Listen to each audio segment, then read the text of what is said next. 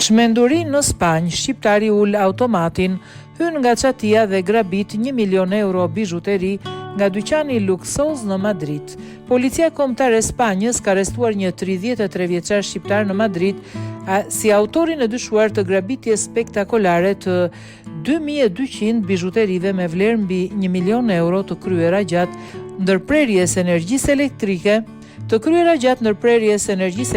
në 28 prill në qendrën tregtare Plaza Norte 2 në San Sebastián de los Reyes. Hajduti i shfrytëzoi ndërprerjen e energjisë elektrike, e cila bëri të padobishme bravat elektronike të dyqanit të bizhuterive Jose Luis për të ekzekutuar një grabitje të planifikuar me kujdes dhe të kryer kirurgjikalisht. Sipas El Mundo, hajduti hyri në çatinë e qendrës tregtare dhe bëri disa prerje në çatinë e asfaltit direkt mbi dyqanin e bizhuterive.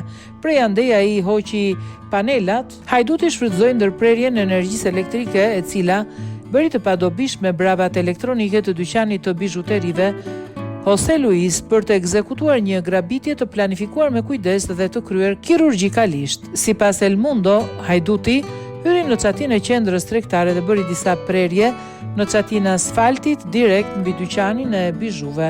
Prej andej ai hoqi panelet e gipsit derisa arriti në një shteg shërbimi që lidhte dyqane të ndryshme.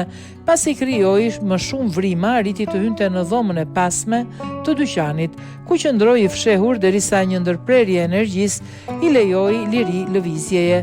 I armatosur vetëm me një kaçavit, ai hapi vitrinat një nga një, pa i thyer ato dhe mori gjithçka brenda, përfshirë bizhuteri, ari të bardhë dhe diamantesh.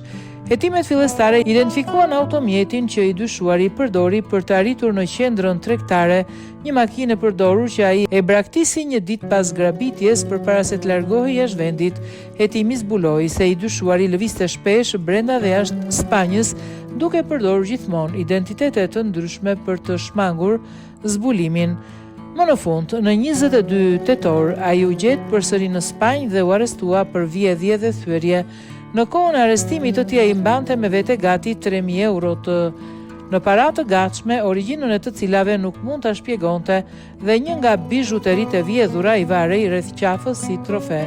Ky detaj konfirmoi përfundimisht përfshirjen e tij në një grabitje që, duke përfituar nga një ndërprerje pa precedent e energjisë elektrike në Madrid, ekspozoi cënueshmërinë ekstreme të infrastrukturës tregtare ndaj bandave kriminale të huaja shumë të specializuara.